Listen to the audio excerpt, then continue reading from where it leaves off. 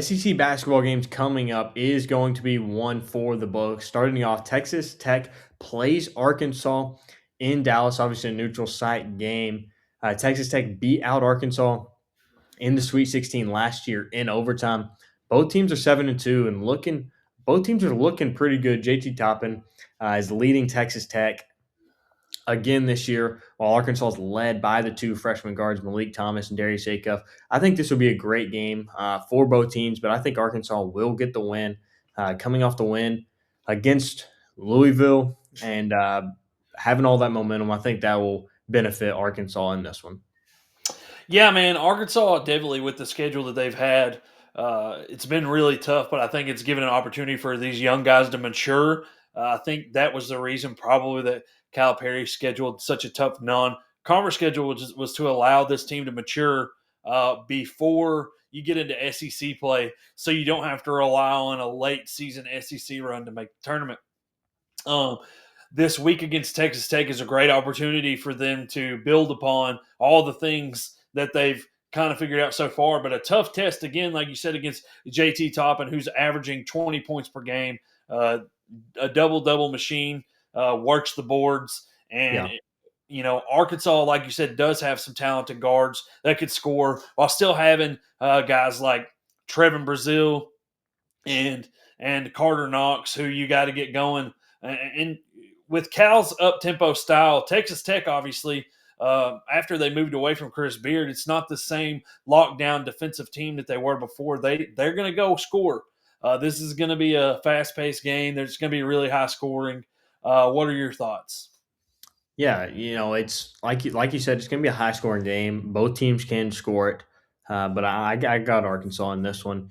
Going to the Oklahoma State game, the Bedlam rivalry is coming back as from the football to basketball. Oklahoma State's played pretty well this year. They're 9-0. Oklahoma 6-3, lost some offense with Jeremiah Fears going to the NBA. Mosier's got to get that team back rolling, and I think they will get it rolling once SEC play comes back in. What are your thoughts on this one, and who do you have to win the game? Man, it seems like Oklahoma's been like they've struggled early, Yeah, and Porter Mosier's a great coach.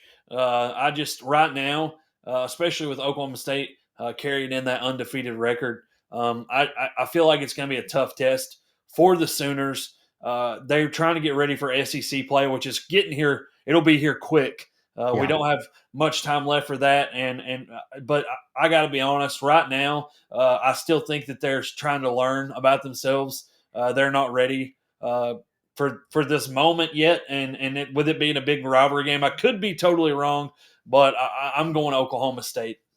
Yeah, I'm with you. I got Oklahoma State as well. Next game, Cincinnati versus Georgia. Cincinnati's been playing well. Georgia's actually really surprised me this season. The transformation from last year to this year, Georgia's made a great jump.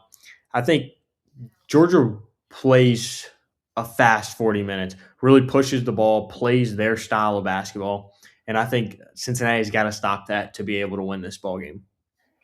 Yeah, this is a matchup of conflicting styles. Cincinnati is a team that really focuses on forcing turnovers as a way to win the basketball game, and with Georgia being a team that likes to really get up and down the floor and score, it could be either one of these teams' kryptonite. We're gonna something's gonna give. One of either that defense that forces all the turnovers is going to come out ahead, or I believe the nation leading a scoring offense in Georgia. So it's going to be a wild one, but I'm going to take Georgia in this one. Yeah, I think I got Cincinnati. I think Cincinnati's defense is extremely good, and they will slow Georgia down to where Cincinnati needs to be to get the win. Next game going to George Washington versus Florida. Obviously, this is not really a game, but Florida's really struggled, and I think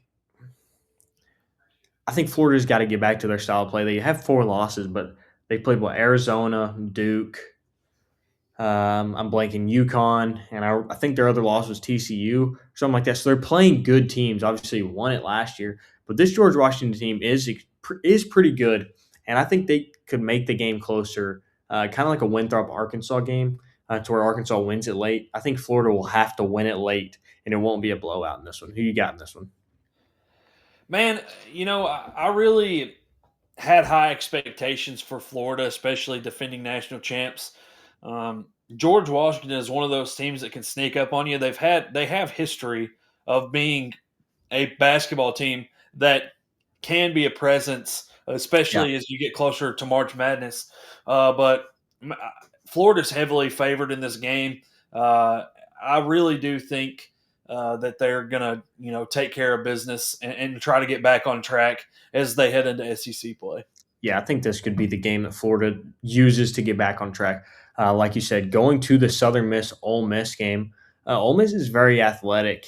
Like you said, that Chris Beard led team, and I think inside Ole Miss dominates most every game, and I think that will continue against Southern Miss. Southern Miss isn't the worst Sun Belt team in the world, but I think Ole Miss will handle them pretty soundly. Yeah, Ole Miss, man. Chris Beard always has that team playing really, really well. Chris Beard was a guy that I really admired as a basketball coach, even through kind of all the stuff that he's been through. The guy just can flat out coach. Yeah, off Defensively, his teams are always so tough. off the court stuff is, but on the court, Yes, one of the best coaches in college basketball.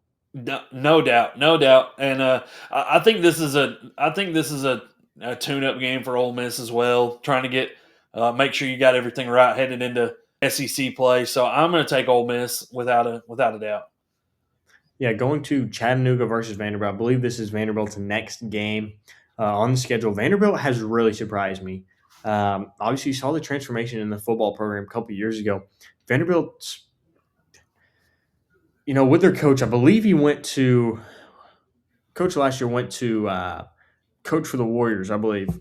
But Vanderbilt's really surprised me. I think they're top 15 at the moment. Um, and I got Vanderbilt in this game versus Chattanooga. Who you got?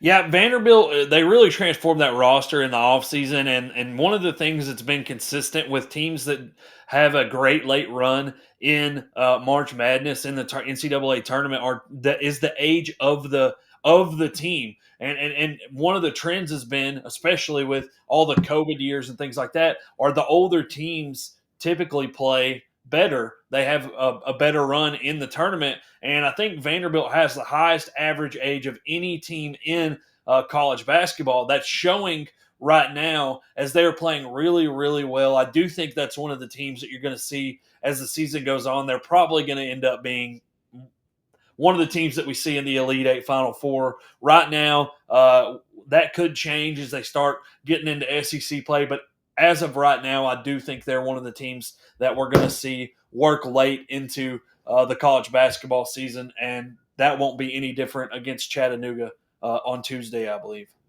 Yeah, I looked at this. Vanderbilt actually plays Central Arkansas on Saturday the 13th. Same outcome.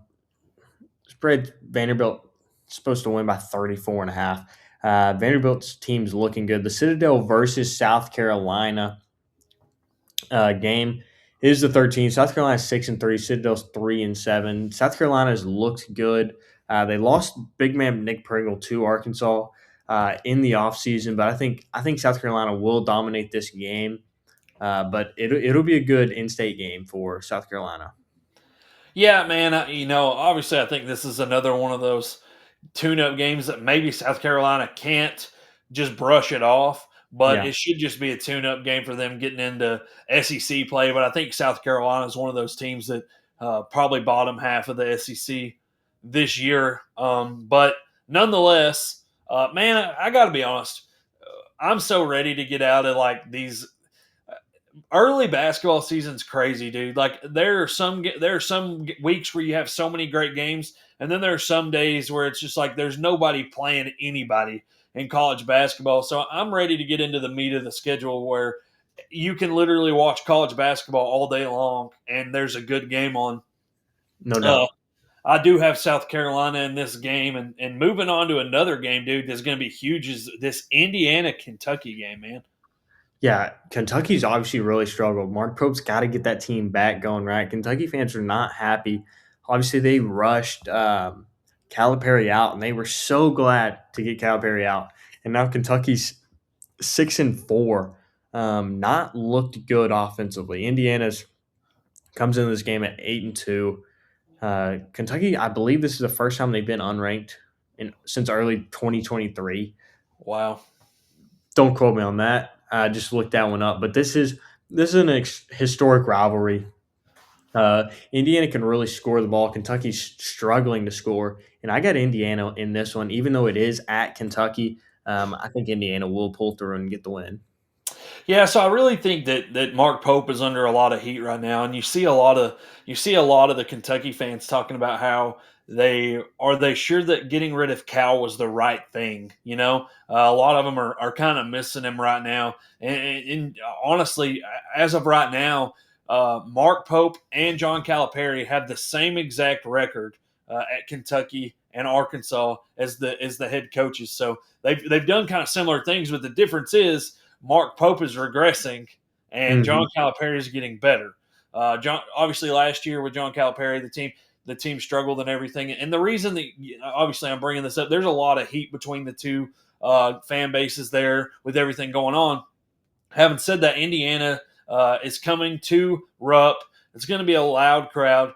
Kentucky's trying to get everything back going, and they're an offense that really is. They spread the love. They're not one player is going to get it done for them, and I really do think that Kentucky's going to find a way to get a win and get back on track before we get into SEC play. Yeah. Going to the second to last game or the third to last game of the night for Saturday, SMU plays LSU. SMU's a lot better than people think. They're 9-1 on the year. LSU is 8-1, and so I think this would be a good matchup. But I got LSU. I think they're really strong overall, and SMU's got some good guards that can run it and play. But I got LSU in this one. Yeah, man. It says they're playing in a neutral site, but they're playing in New Orleans, and it looks like it's a man. Every game when you play against LSU is huge. Like their fans really show out. Every Mhm. environment's tough, and the fact that they're going to be in New Orleans isn't gonna help. But I do think one thing that SMU has done with their program has made a concerted effort in basketball and football to really get some talent down there. And they've done a great Yeah. job in doing that. And I feel like that they're going to be able to pull off an upset win, even with the rowdy LSU crowd. Wow, bold take. Going to the game of the day. Number one, Arizona travels and plays number 12. Alabama. Number one, Arizona plays and travels against number 12, Alabama. This game's going to be at Legacy Arena in Birmingham at 8:30 Central Time. This is going to be a great game. Natos has that Alabama team looking good, just like every season. But man, Arizona is just extremely strong this year, and I think Arizona will win the game. Going into Alabama and winning is not an easy thing to do, but I got Arizona winning this one. Man, that NATO's offense is so crazy, and if everything's clicking, and there are a lot of times that it is, especially on that home floor, and they've got that great player whose name that is I cannot think of right now. But man, they can really just shoot the lights out of the ball. That's their identity. That's what it's been under Nate Oates. They rebound to kick it out to shoot the three. They spread the ball. They really like to shoot the three. Now, I will say Arizona is they do have length and size. They play very good defense and they slow it down a little bit. But Yeah. I'm interested to see if they're going to be able the two bigs that they have are going to be able to run the floor the way that Alabama is going to try to push that pace. And the question of the night is going to be who can control the pace, who can play the game the way that they want to play the game, and whoever is able to do that ultimately is who is going to win. But with Alabama at, it's a neutral site game, but in Alabama, I just have Alabama winning that basketball game. Yeah, Alabama's got some good guards. Like you said, one of the best scoring teams in the nation, every single year. Nate Oates has that team going to the last game of the day. Mississippi State versus Utah. This one's going to be a neutral site again in Salt Lake City. A lot of neutral site games. It's going to be at 9 o'clock Central Time. Man, these games are getting late. Got to go to bed at some point. But who you got in this one? Mississippi State. Uh, yeah, man, I got Utah. Mississippi State's not playing very well this year, and Utah's not, not a bad basketball program there. So yeah, I definitely think Utah's going to edge them out. Yeah, I got Utah as well. Mississippi State's playing okay. Josh Hubbard's leading the offense. I think he's averaging 20 something, but I think he's just got to get back to his pace of play. And when he does that, it'll be good for Mississippi State. I think Mississippi State has to get back to their pace of play, not Hubbard, and play as a team, shoot the ball well. But that'll do it. That's our projections of the SEC basketball games for December 13th. It'll be a great game of college basketball. We will continue to go more in depth in basketball once football season is over. We'll start doing that transition. So make sure you subscribe for more basketball content and as we go further into the college football playoffs. Thanks for watching the